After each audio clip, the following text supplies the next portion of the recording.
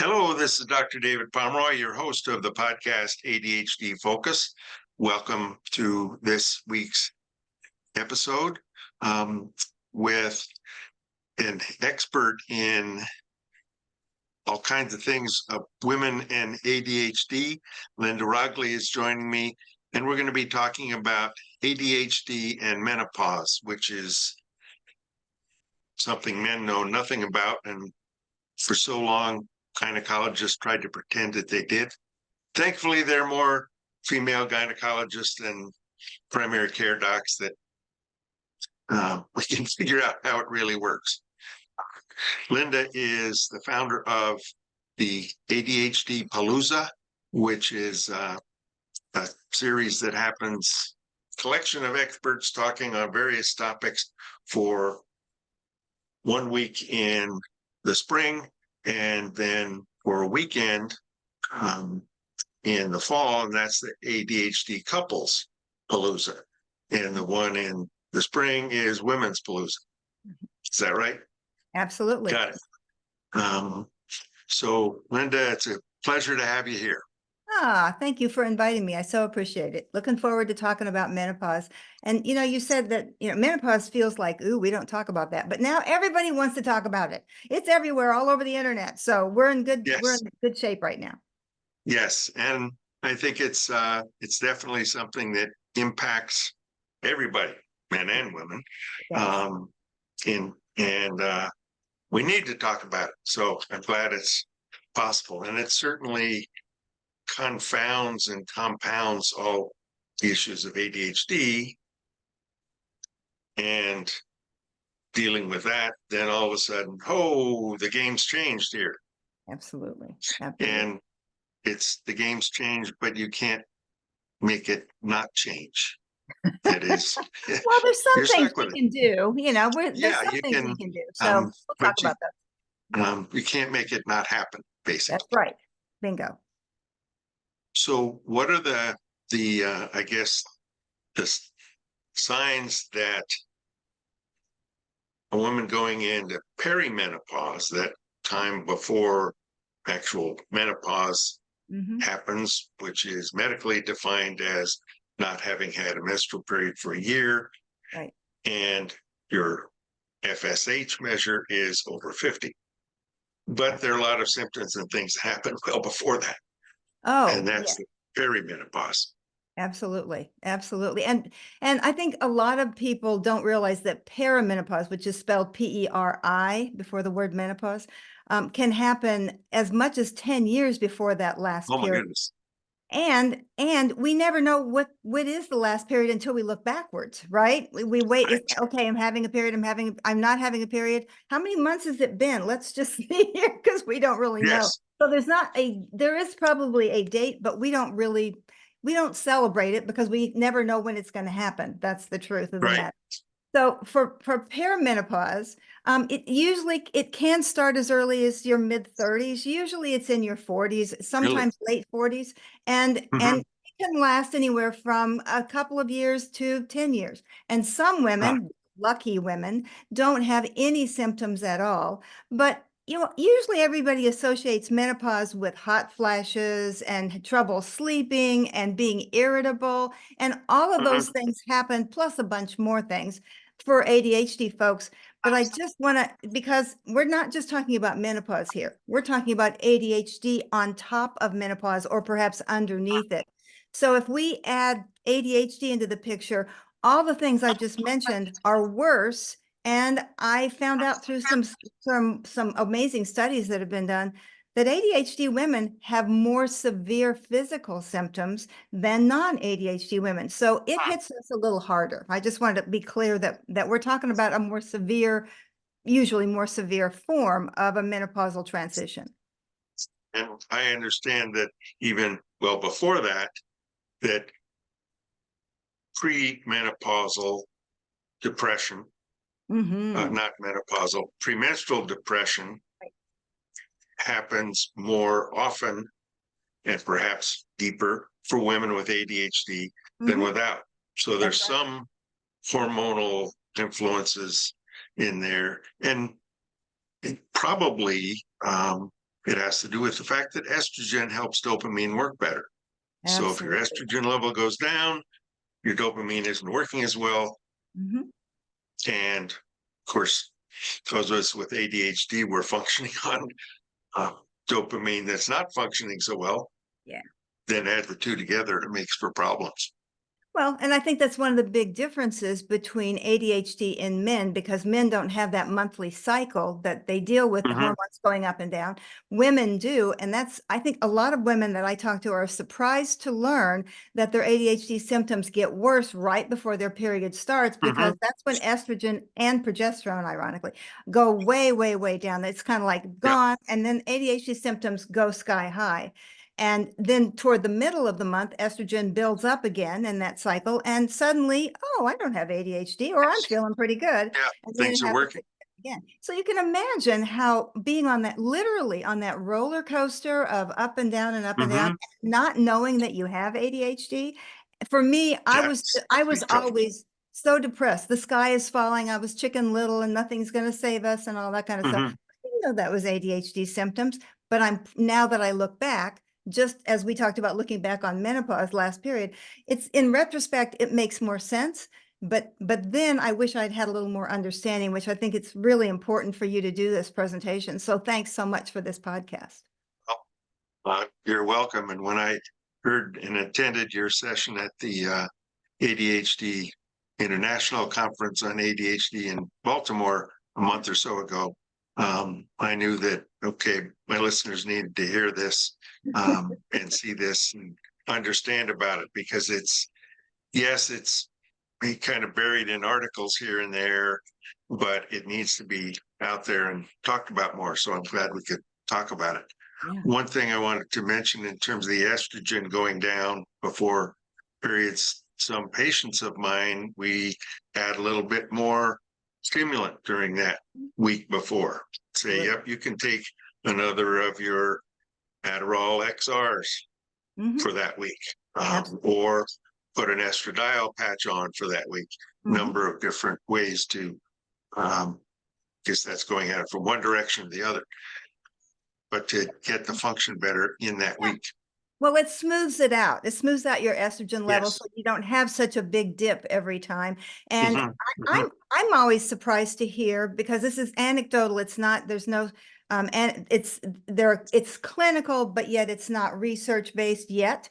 But even taking an SSRI, like a Prozac, for instance, for a short period of time, even though that seems counterintuitive, because usually they don't kick in for 2 weeks, even that will help, because keep in mind that it's not just dopamine that's in this little circle. There's also some serotonin at play and also some norepinephrine in play. So what happens, I just want to back up, because the reason that you might do that is to keep your estrogen level, but also because stimulants don't seem to work as well when our estrogen is lower. So I just want to be Yep. clear about that. And when you ask me what are the symptoms of perimenopause, certainly little hot flushes and so forth. I didn't even mention the fact that your periods may begin to get irregular as well.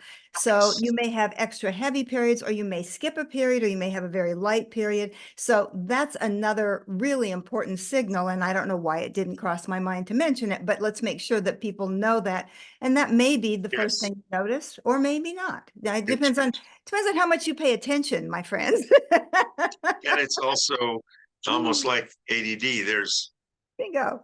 There's different degrees Yes. between different people, but also depending on the demands on your executive function, Right. and for women, how much estrogen they've got to Right. support it.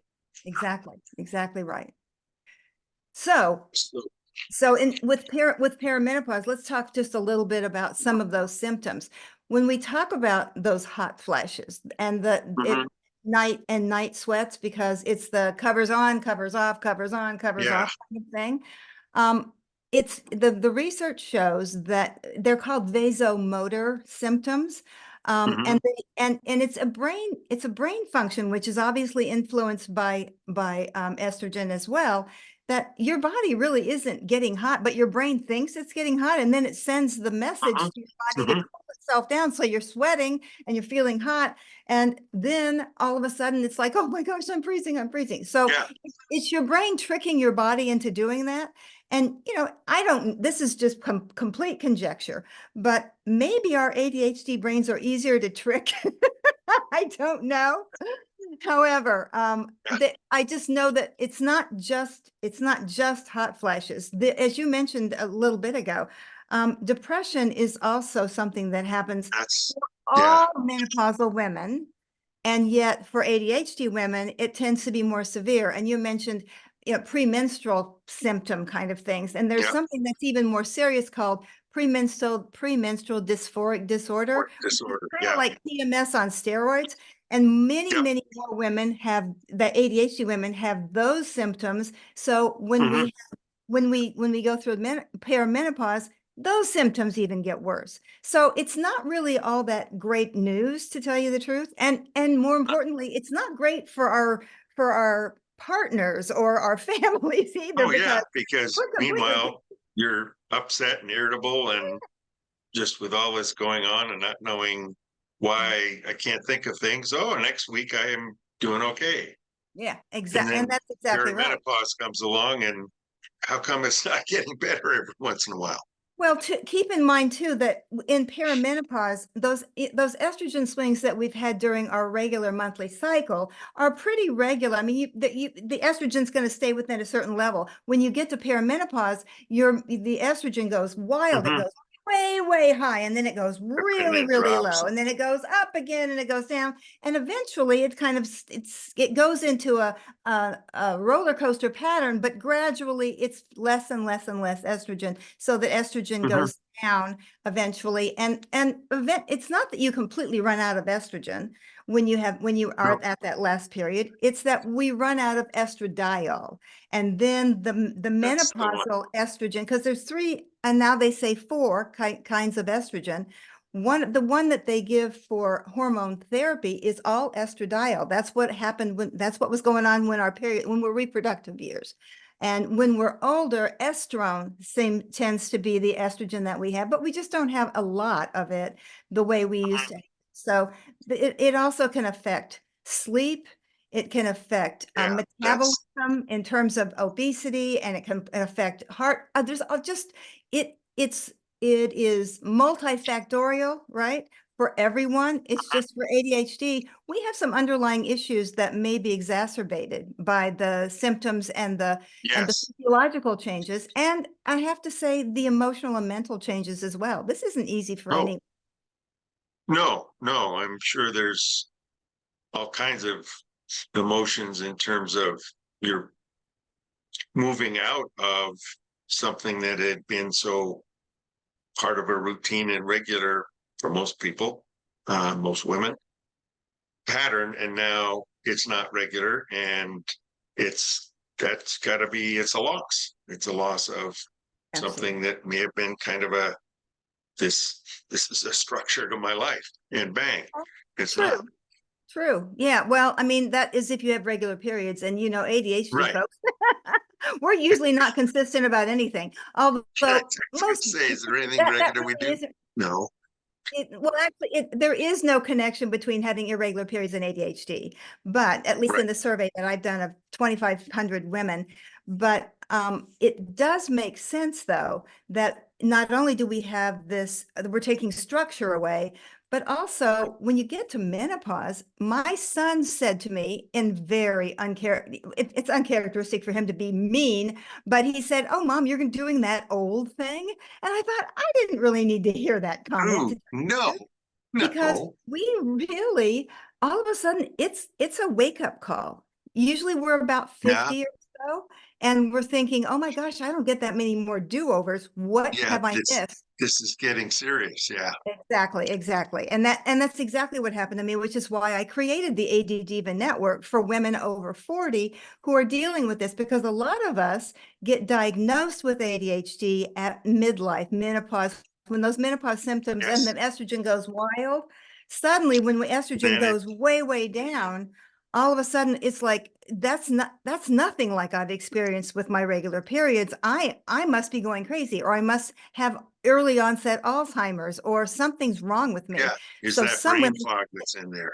Yeah. exactly, exactly. And even women who don't have ADHD think they do, because those symptoms all of a sudden Yeah. mirror the symptoms of true ADHD. So there are lots of us, myself included, who were diagnosed in our 40s, late 40s for me. And it was kind of a relief, but I didn't go on any medication until my period started getting really, really weird. And I ran to my doctor and I said, I need those stimulants back. And he said, no, no, no, no, no.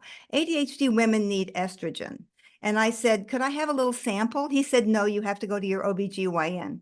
However, unlike our esteemed guest, a lot of doctors really don't understand the connection between estrogen and ADHD. So it's hard to find an OBGYN who really is willing to prescribe it for that. They will prescribe some kind of treatment for hot flashes, because that's been proven. Vasomotor definitely is affected by hormone treatment. But we don't want to go too far down that road yet. But it can be difficult to handle, and I applaud any of you who are examining this and thinking about it, that maybe that's what's going on for me. So One of the things I wanted to circle back on was yeah. sleep, which is, of course, a huge thing. People with ADHD don't sleep as well. We don't make melatonin as consistently and enough of it. So the impact then of the hot flashes, vasomotor things on sleep, what kinds of things do women find helpful as far as the reducing the impact of hot flashes? I mean, I can look at different articles and it talks about having magnesium or taking extra calcium or making sure you have one vitamin herbal thing. What have you found, or women you've talked to found, that's actually helpful? To be really honest, what worked for me, well, let me just say that there actually is medication specifically for hot flashes. It's very expensive because it's still on patent here in the United States. But I also have read the studies show that it might reduce the number of hot flashes from, maybe 10 to 8. So is that really helping enough to be able to spend that money and to Yeah. take medication? So some of the thing I found, some of the physical things actually make a difference. And I brought for you a weird little thing that I usually put around. I used to put around my neck, and it's filled with little beads that you soak it in water, they expand, and as they evaporate, it actually cools you. And because if you put the Okay. back of your neck, that actually is an incredible temperature. It's kind of like putting a hat on top of your head, because a lot of heat escapes from the top of your head. You can actually control your temperature a little bit with this. So I used to keep these in my purse all the time, and one would get warm and I'd put another one on. And just so you know, Great. I didn't make this. It's just cloth, and it's a tube, and you can get them on like Etsy or, a lot of places. And there also are cooling clubs and stuff like that a lot of people will use. But again, it really is more about doing something from the outside. I had one woman say that I have to go sit in front of a fan every time this Yeah. happens for me. So So, yeah. yeah, so keep in mind, back to the ADHD factor here, that's just one more thing we have to pay attention to. It's one Yeah. more thing that comes up to distract us. It's one more thing that pulls us off our game. And I want to go Off back to task. Yeah. your sleep issue as well, because people without ADHD who are sleep deprived act like they have ADHD. It's brain fog, Yes. it's problems with memory, et cetera, et cetera. So if we have already problems with getting to sleep and staying asleep, here comes night sweats and all the other things that go along Yeah. with it. That's disturbing our sleep even more, which then makes our ADHD symptoms when we are awake more difficult to More. handle. So Yes. I will say that my dear friend, Dr. Bill Dodson, says you don't really have to change your stimulant medication if you choose to take it until you have that hormonal change. So you may need to go see your psychiatrist or whoever prescribes for you to see if maybe that dose does need to be adjusted when you go through this perimenopause Mm. and even postmenopause. And I know that as we get older, some doctors are reluctant to prescribe stimulants, but there has been a comprehensive Oh, study released that says that there is no cardiac connection between taking stimulant yes. medication for ADHD with And children, with youth, with young adults, with adults, and with seniors. So there is no yes, reason yes. for your doctor to take you off of stimulants. So whether you're Yep, male or female or in between or by yep. or multi-gender, any of those things. Yeah, my oldest patient is 82 and she takes the upper level of Vyvanse and she says if I have a little bit more, then I don't interrupt as much in Bible study. And Oh, bless her heart. that's That's her mark wonderful. of whether she's taking enough. I Um, love that. I and love that. she's fine, her heart is fine, blood pressure, and yeah, if we're thinking of the same study or the one I've heard is 2.1 million Oh, people in Denmark huge, and 1.9 in the United States, something like close to 4 million huge, huge. looking at have people ever taken Adderall? Have they never taken Adderall? And Right. there was a minuscule difference in terms of cardiovascular problems like stroke or heart attacks. So it really is not an issue. And I Absolutely. think it's one of those kinds of things that happened often in medicine before we really did studies like that to say, well, amphetamines affect, may constrict blood vessels, therefore they're going to increase your blood pressure, therefore you're going to have heart problems. But that's starting kind of with a guess, where most Absolutely. stimulants, when they look at them before they're released, yes, it may increase your blood pressure 6 or 8 points. Pulse, it may increase more. In some people, it goes over 100. That bothers them. Take a beta blocker with your Adderall in the morning, pretty harmless medication. Mm-hmm. Your pulse is 70 to 80 and you feel fine. Yeah. So there are ways to compensate for it, but it's not going to be, doesn't mean you've got a risk factor for heart disease Well, later. I'm sure you do this with your patients, but my psychiatrist never checked my blood pressure, never. And every time you go back to your doctor because at least in the United States, this is a controlled substance. So we have to go to the doctor. They're not going to call it in. And when you go back to see your psychiatrist or your prescriber, make sure that they are taking your blood pressure to make sure that your dosage is correct. And it is And tough for us to to get the right dosage. Apparently, there's some studies that show people are always afraid, oh, you're going to get hooked on stimulants, you're going to be an addict. You're more likely to be an addict if you are undiagnosed ADHD and untreated because you're using maybe street drugs as yeah, that's self-medication. the problem. I Exactly. don't think someone well diagnosed with ADHD taking stimulants as prescribed, I don't believe they can get addicted because you take more, it doesn't feel good. There's no incentive to Right. keep taking more and more.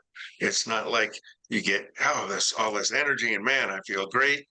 And after a month, that amount doesn't work. But if I take another one, it does. Those are people who get addicted for it. Right. They're looking Absolutely. for the rush. Absolutely. They're looking for that power. Well, let's And face it, it does people with make you feel ADD better. take more. You Yeah. get a real bad headache and you feel like you've had 8 cups of coffee and you don't do that. Well, and that's kind of where I was going with this, is that rather than us being addicted to that medication, and I use that in quotes, we're more likely to not take our medication because non-compliance is even more rampant among ADHD. Why? Because Mhm. we forget or the side effects are not there. We don't go back to our doctor to titrate the dose that really works for us. So it's really a silly Yes. argument to tell you And the yeah, people addicted to heroin don't forget their heroin fix. You're right. You're Forget right. to go get some more cocaine. Exactly. Um, and Exactly. I mean, I don't mean to make light of addiction, and it's a Oh, God, terribly no, serious please don't problem. hear that. Yes, I thank you for that. I agree. I'm giggling but you're right. Yeah, We forget because, but like your 82-year-old patient, she recognizes that she can pay attention and not interrupt as much when she is using her Vyvanse. So she sees the benefit. Some of us right. don't see the benefit as much. And keep in It's mind, yes, and I don't, this doesn't need to turn into just a medication conversation because I know you've talked about that on other podcasts, but there are also non-stimulants, and there also are people that for which stimulants don't work. They work for about 70% of patients, but some of them, yeah, 30% that 10, leaves us out. 15% Right. that don't. Um, Exactly. And so some of us choose not to take stimulants. Like I don't take a yeah, stimulant anymore, even though I got a lot done when I was taking stimulants. I was yeah, irritable and as heck. My husband didn't even want to live with me. So it was worse than yeah, menopause. boy, that's something. Um, Exactly. I'd Exactly. say, well, you tried other different medications, but one thing I wanted to point out while I think of it, I'm not a psychiatrist. I'm a family medicine doc, Yeah. and I've been interested in ADHD, always used other psychiatric medicines for Mhm. depression, anxiety. Yes. And learned a lot. I read every issue of Journal of Attention Disorders for 12 years. So I have a good depth of knowledge. And Mhm. then that knowledge ties in with experience with patients. And I learned, nope, that one really doesn't work. This is helpful. And since I only see people with ADHD, I've seen 3,000 people with ADHD. So I've got that knowledge and experience. I call my practice outpatient psychiatry without schizophrenia, because that I don't know how to recognize it, certainly how to treat it, Yeah. and there are a Yeah. lot of serious things. I'm very glad there's psychiatrists out there that can do that. Um, Well, but don't you wish, I just want to say to the audience, don't you wish that we could clone Dr. Pomeroy so that we could all have him yeah, hanging around? Because that's who we need. And it doesn't have to be, any doctor can prescribe, any MD or any yes, OD, et cetera, and can prescribe, but not all of them know how. So I just want yes, and family docs can do it. Internists, pediatricians certainly do, to, yes, and it's not a terribly mystifying kind of thing. Well, I wanted to get back to our on track with menopause. yes, I know. What kinds of things are different when woman's not had periods for a year, now she's officially in menopause? Do the hot flashes stop? Do For some some of of those? For some of us, yes. For some of us, hot flashes can continue even postmenopausal. And I just want to mention that we are postmenopausal long as, as long as we live. So it's not like, oh, postmenopause is 3 weeks or Yes, 3 months. yes, It's or two forever. years. And Yeah. I have talked to women who really struggle because keep in mind that estrogen is really, really low. The sleep issues can continue, but I really want to shift a little bit into the cognitive piece of this because I think that's one of the Yes. things that That's ADHD women are, well, that I think all women get a little scared about because for everyone, memory becomes a little more flaky, not quite flakier. Hmm. as and some of us, that's why a lot of non-ADHD women run to the doctor and say, oh, I think it's early Alzheimer's. And some of them get diagnosed with ADHD because it didn't just happen now. They look in retrospect Yeah. and Look that's back. been happening for my entire life. I've had piles Hmm. and I can't remember and all that kind of stuff. But trust me when I say that it gets worse at Oh menopause boy. and especially at postmenopause. So there are about 80% of women overall who go through menopause say that they have had cognitive symptoms. So whether it's memory loss, forgetting people's names, having brain fog, that kind of stuff. ADHD, we already have that. So, and some of it is relieved by medication or some other treatment for ADHD, but it's especially important for us to remember to have our ADHD not under control. That's not what I really want to say, but that you maintain that treatment for your ADHD. because whether it's coaching or whether it's medication or whether it's the strategies you use, they're very, very, very important. But I also want to mention that there are some studies, a couple of them recent, that do show that ADHD may actually have more of a tendency toward neurodegenerative diseases. And those Yeah, I've things seen include some Parkinson's. of those. I always read those almost expecting to find some indications of bias against stimulants or ADHD, because that is rampant, Yeah, um, true. even in professional literature. Yes. And I think it's early to say, to conclude that it's Right. going to happen. I There may agree. be a connection, and yet there's so many other things we're learning that also may make a difference as far as cognitive decline. And it's not, certainly not all difficulty remembering things is going to lead or is Alzheimer's. It's not. If Absolutely. someone, if you forget, oh yeah, I was going to get milk and I came home with eggs instead, that's not Alzheimer's. If you No, it's not. can't remember how to get home from the grocery store and you've lived there for 20 years, Yeah.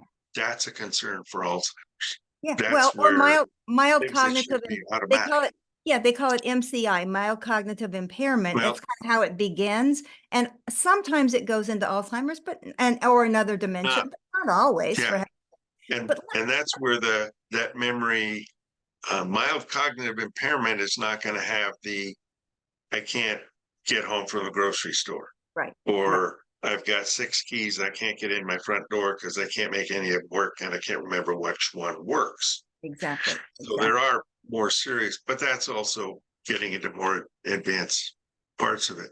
So one question I had is certainly optimizing, doing the best in your ADHD treatment. And I look at that as being a tripod. You have to have strategies to help you with organization, things like that. You have to get sleep, you have to get some exercise, and ideally, taking a stimulant medication, the most effective ones, or non-stimulant, you need Mhm, all three of those. mhm. If you get good sleep and exercise and you're eating well and you've got your calendars and things, but your dopamine still is getting depleted in the nerve transmission part, it it's going to be a lot harder. So the other side is, does using estradiol as estrogen replacement, does that help with the memory Oh, and you cognition? are reading my mind, doctor. I just jotted down hormones because when we talk about cognitive impairment, hormones can actually help with that. So Mhm, most of the time, so we're talking about two hormones that we might not replace, but supplement with. One of them mhm, is estrogen, and there are, as I mentioned, three different or maybe four different kinds of estrogen. And the estrogen that is used in hormone therapy is estradiol. So it will mhm, supplement the estrone that's already in your body. And what has been shown recently, despite some horrible press that happened, 15, 20 years ago, mhm, about taking hormone therapy, and they used to call it HRT, hormone replacement therapy. They said, oh, it causes breast cancer and it causes cardiac problems. And the study that all that information came from has been discredited in a lot of different ways, and I won't go into all of them. It's called the Women's Health Initiative. It actually, adding estrogen actually has been shown to decrease the chance of cognitive impairment and Alzheimer's. And of course, there are a lot of different kinds of dementia out there. But the caveat is that you need to use estrogen only, and rather than adding estradiol. progesterone and And estradiol, and not add the progesterone. But if you have a uterus, then that needs to be monitored because it can raise the danger of endometrial cancer. endometrial cancer. Exactly. And that's done by an ultrasound that is done vaginally, usually yearly. And if they find that endometrial, the lining is increasing or Thickening. Yep. thickening, then that may be a reason to cut back or to check for cancer, et cetera, et cetera. But it does not generally, there's only a small percentage of increase in breast cancer. and Yes. or cardiac issues. So if you are taking a Mhm. stimulant and you, because you can take both, and you are using a hormone, it's not, neither one are increasing your risk of Risk of heart cardiac. issues. Now, your genetics might increase the risk of heart disease. Right. And they I would, have genetic and- heart disease issues and cardiac issues, so I'm especially attuned to that. But that brings me to something else that is, keep in mind that I don't want to run out of time here before we get there. Keep in mind that we're getting older. It's not just, oh my gosh, look what I should have been doing 10 years, 15 years yeah, ago. yeah, Other physical stuff issues that we're happens. taking care of, right? Yes. So we may end up having diabetes. You know that ADHD folks are twice as likely to have diabetes than the rest of us. We are also more likely to have weight issues. Obesity is rampant among ADHD. 42% of ADHD women over the age of 50 are considered to be obese. And that means a BMI of over, I think, 33. For So 30. Yeah. yeah, so keep in mind that there are other things that we also have to pay attention to, which is also And more of a are, strain on our ADHD. yeah, So and they are also risk factors for heart disease. yes, So it's not just taking the Adderall or whatever. And or I wanted to circle, using right. hormones, And right? in the hormone ones, the Women's Health Initiative and what had been Mm, used as hormone replacement then was Premarin, which is from pregnant mare's syndrome or yes, yes, urine, so it's Premarin, yeah. and Provera or medroxyprogestin. Hmm. Those are not the natural hormones women have in their bodies. Bingo, And bingo. so, yes, gee, So you see complications because you aren't using the real stuff. And that's where estradiol, mhm. yes, that's what's supposed to be there. Supplementing with that, you are not going to be getting the risks of breast cancer and heart disease and things So because you're using stuff yeah, that but should let's be there. remember that if you have some endometrial issues, your doctor may say, yes, we need to add progesterone with there. It's micronized, that we talked about this earlier, micronized progesterone. And it also matters what form you're taking, because in the Women's Health Initiative, Yes. it was all oral. It was the pill that, that's what everybody used. And it was that medroxy, it wasn't Exactly, the exactly. actual progesterone. But So, now there are so many different forms of mhm, adding estrogen to your body that you can use that micronized progesterone. progestin. Mhm. So that you also can use a patch. There's foam, there are little pellets that are inserted that you get from your Yeah, doctor. There are there's all all kinds kinds of of, ways that you can supplement and not be so scared. The sad piece is that despite the fact that we're coming out with this new information, it's not being as widely, good news is not distributed as widely as bad news. So that even though something yes. like 80% of premenopausal or perimenopausal women suffer from some of these, cognitive issues, hot flashes, et Mhm. cetera, only 10 or 11% are actually using estrogen, because we have been so frightened by those original studies. Yeah, People are and going, la, la, la, la, la, I don't want to hear it. And we're scared.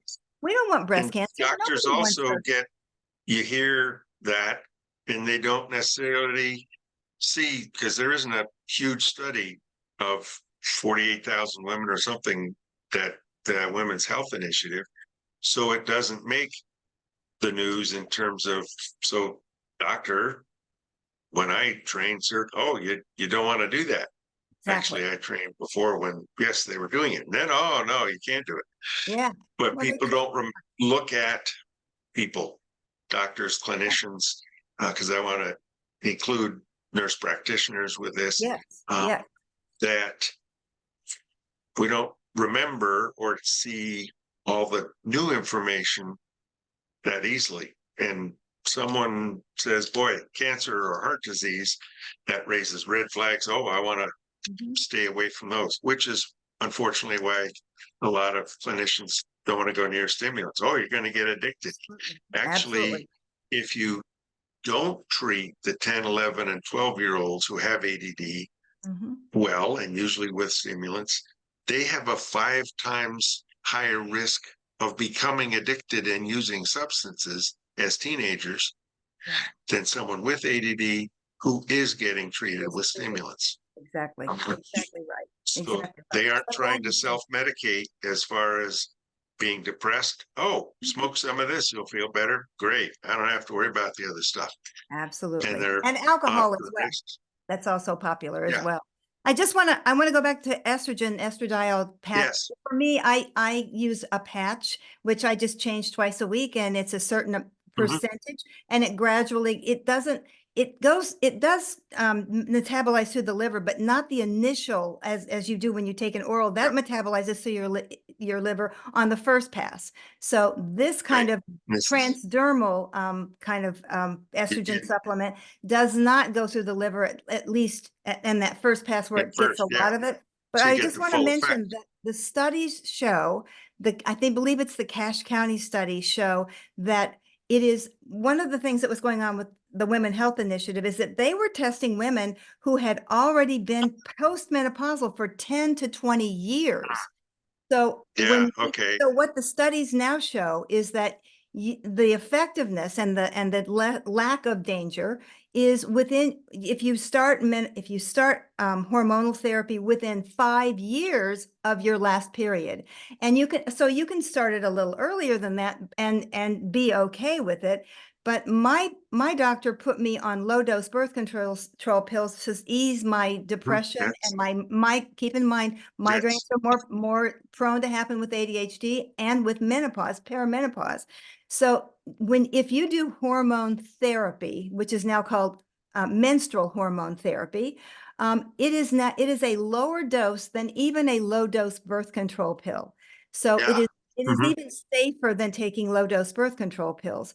And another study says that to prevent Alzheimer's, because they've done some studies that you need to be on that medication, on the hormone therapy for a minimum of a year. So keep in mind that if you start 5 years after menopause, let's say you're 60 and you went through menopause, your last period was your age 52, that's not the time to add estrogen back in.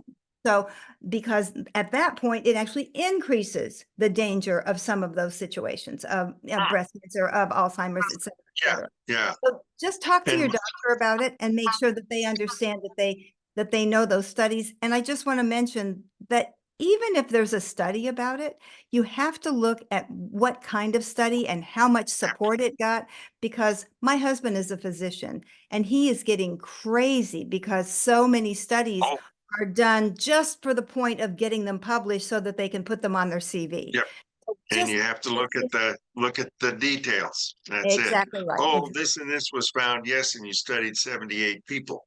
Exactly. Or 3 people. I saw something yesterday that it's the kind of thing that drives me absolutely crazy. I was so surprised. It was on drugs.com. And I was looking up some interactions. Yeah. And one of them was whether Vyvanse interacted with a couple, or lisdexamphetamine, the generic Vyvanse, interacted with some medications. And it said, no, there's no medication ones of what's on your list, but food. Okay. And it said alcohol and amphetamines may be a problem, because in 1995, a study was done on intravenous methamphetamine and alcohol. And because the people who had intravenous meth and some ethanol at the same time, their pulse went up higher than if you just had alcohol, a couple of beers. Therefore, there's a problem. First of all, no one with ADD uses an IV medication. No kidding. No one uses methamphetamine there's no prescription of it, and you certainly don't give it IV.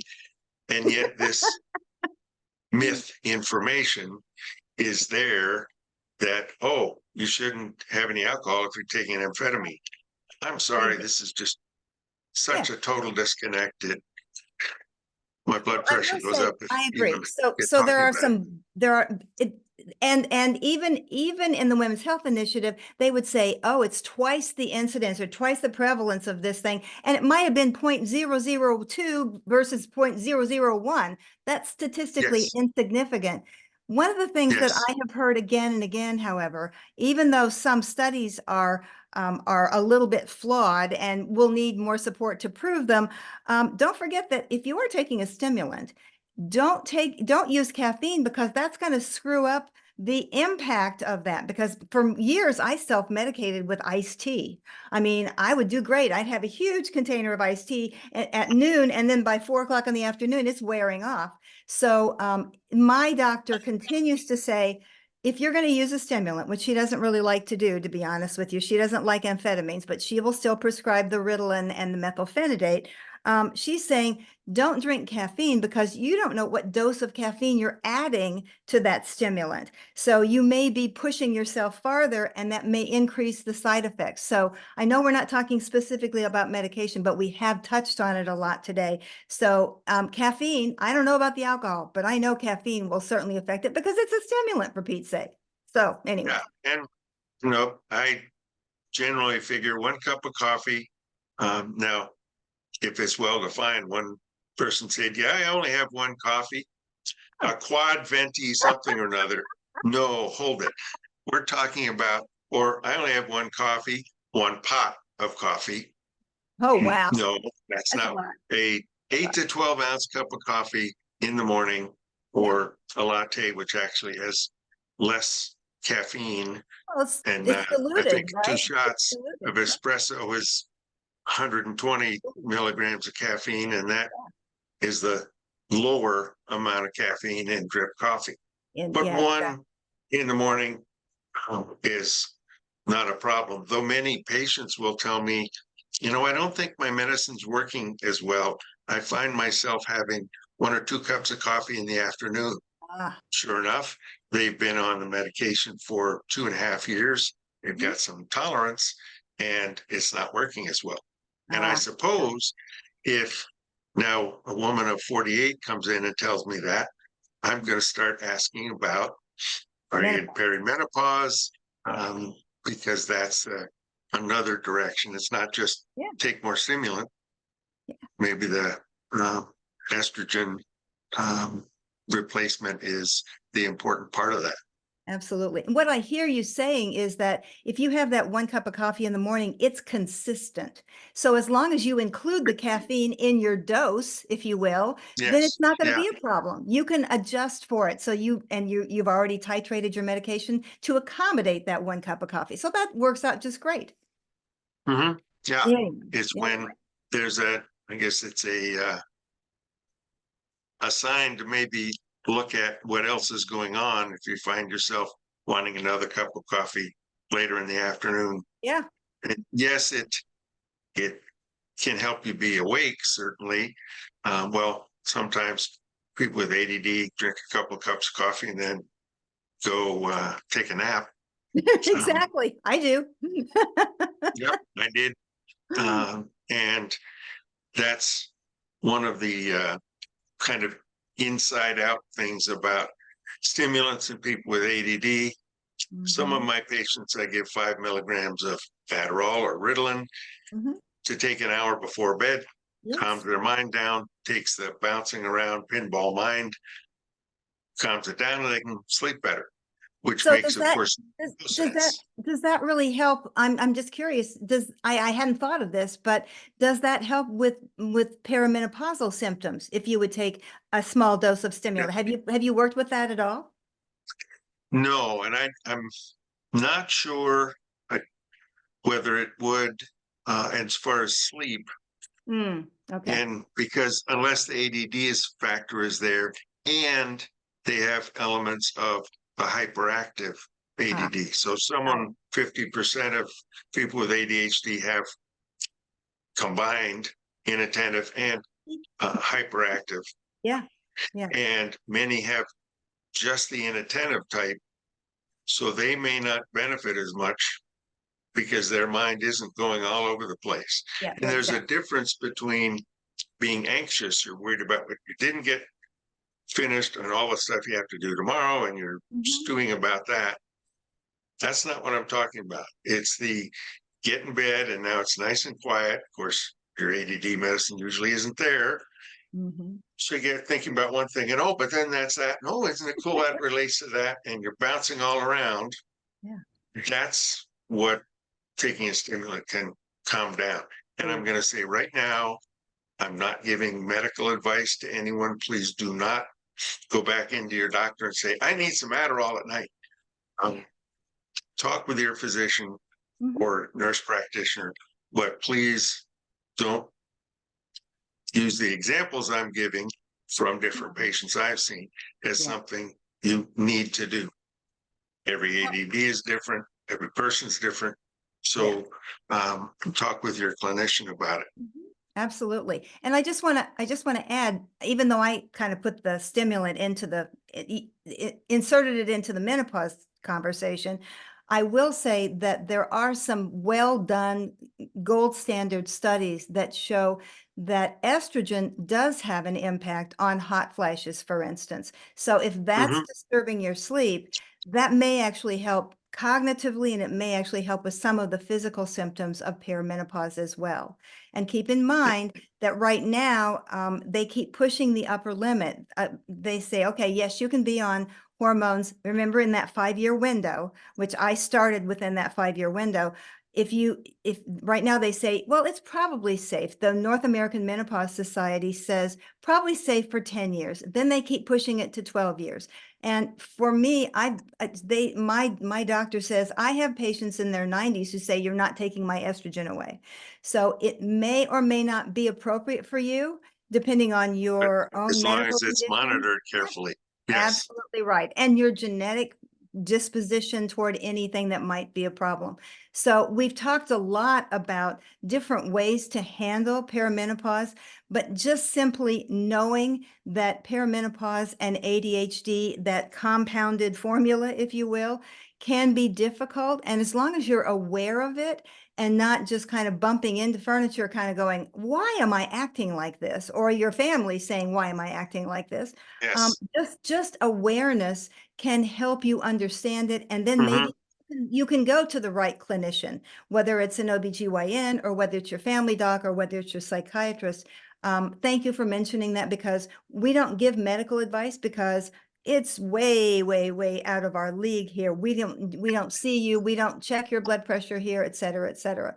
So the good news is that perimenopause, which is the more extreme symptoms, does settle down. Postmenopause may feel like there's still those symptoms, but it's not the roller coaster effect that you used to have. Yeah. And postmenopause, remember, is 40% of our adult life, our adult female life, or those assigned female at birth. Those of us with a uterus, or perhaps keep in mind, if you have had a hysterectomy, you go into, quote, menopause instantly. And that is even more difficult for ADHD. So I don't want to Oh boy. exclude folks who have had medical Mhm. issues that remove ovaries, et cetera, et cetera.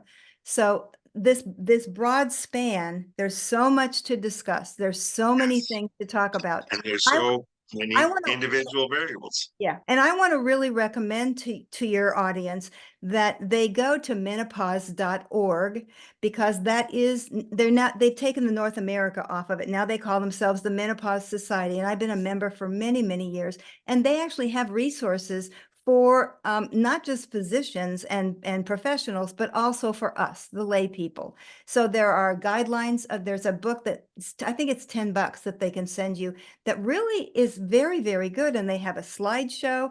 They have a lot of information there that will give you the straight dope instead of something you're going to see on TikTok. Please don't trust Yes. TikTok.